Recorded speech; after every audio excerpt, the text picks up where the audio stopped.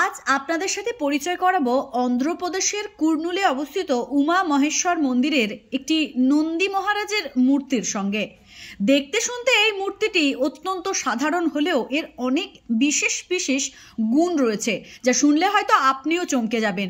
যদি আপনি আমার পেজে আজকে নতুন দর্শক হয়ে থাকেন তবে অবশ্যই পেজটিকে ফলো করতে ভুলবেন না, কারণ এই পেজে প্রত্যেক দিন সনাতন ধর্ম সম্পর্কে অজানা তথ্য পরিবেশন করা হয়।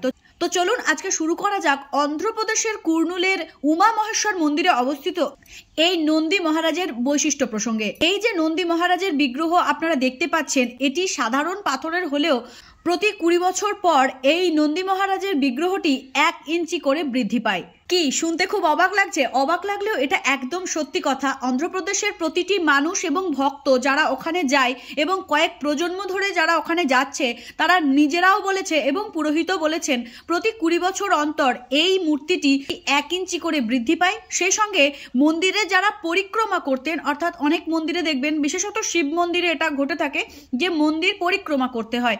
তো মন্দির পরিক্রমা করতে গিয়ে নন্দী মহারাজকেও পরিক্রমা করতে হয়। আগে এই নন্দী মহারাজকে পরিক্রমা করা সহজ ছিল, কারণ মূর্তিটি অনেক ছোট ছিল, কিন্তু যত সময় গেছে প্রতি 20 বছরে যেহেতু 1 ইঞ্চি করে বৃদ্ধি পেয়েছে, তাই এখন এই মন্দিরে পরিক্রমা করা অত্যন্ত কঠিন এবং অনেক মানুষ কিন্তু পরিক্রমা করতে গিয়ে আটকেও যান।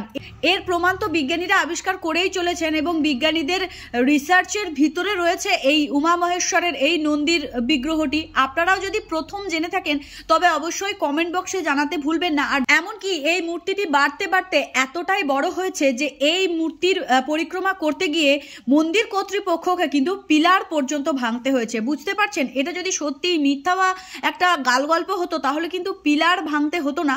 যেহেতু মূর্তিটি প্রত্যেক 20 বছরে 1 ইঞ্চি করে বৃদ্ধি পায়, তাই পিলারের গায়ে ঠেকে গিয়েছিল মূর্তি এবং সেখানে পরিক্রমা করা অত্যন্ত কঠিন হয়ে দাঁড়িয়েছিল। তাই মন্দির কর্তৃপক্ষ এটাই সিদ্ধান্ত নেন যে আগামী দিনে যাতে মানুষ পরিক্রমা করতে পারেন সেই জন্য পিলারটাকে কিন্তু ভেঙে ফেলা হয়েছে।